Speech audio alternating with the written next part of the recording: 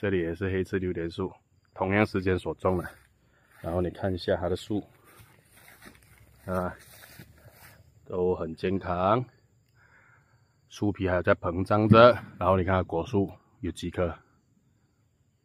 看到吧？1、2、3、4、5、6、7、8、9、10、11、12、13、14，有14颗榴莲。这棵树呢是2019年所种的，5年了，现在是2024年的7月份，多2个月就5年了。那么在接下来呢，隔壁的这棵也是黑刺榴莲，这棵呢就没有开花结果，这棵就没有，可是树都是很健康的。这个上面的呢是我们锯掉的，因为它往上长的时候是不好的，久而久之，它的横枝开始长果的时候太重了，这里就会裂的。所以这个呢也是和大家分享要注意的东西。你看到吗？这边已经开始有这个痕迹了，以后一定会裂的。所以如果你不去掉，它一定裂。这里也是，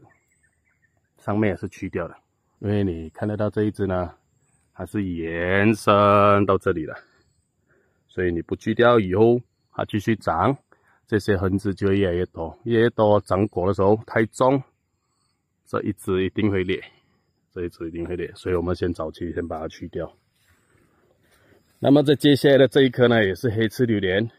还是一样种了这个枯叶病，看到吗？枯叶病，但是整棵树还是可以的，然后也来了果实，看到吗？你看很多就中了这个病，这个被虫咬了，你看啊，被虫咬的比较多，然后上面的呢被松鼠咬了，上面被松鼠咬，通常被松鼠咬的呢都是好吃的，然后这些你看中了这些菌病啊、虫啊，所以这棵呢，员工啊，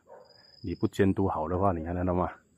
这棵就浪费了，本来可以变 A 果了，变 C 果了，全部剩下2颗是完整的，这颗和这颗是完整的，还可以卖一点钱，其他的卖不了钱了，可能就自己拿来吃吧。然后再往下看也是黑刺榴莲，这颗就还没有开花结果。再接下来这颗呢，下一个阶梯的这颗就有1颗了，黑刺榴莲，这里还有1颗弯弯的。之前我都站在这里说过了，这里全部都可以开花结果了，这里的黑刺榴莲。但是呢，更希望的是呢，它的树是健健康康的长大，因为我们都忘记了哪里一个阶梯有填过泥土，所以接下来就是要看那个根系有没有健康的长出来，浮在泥土的表面。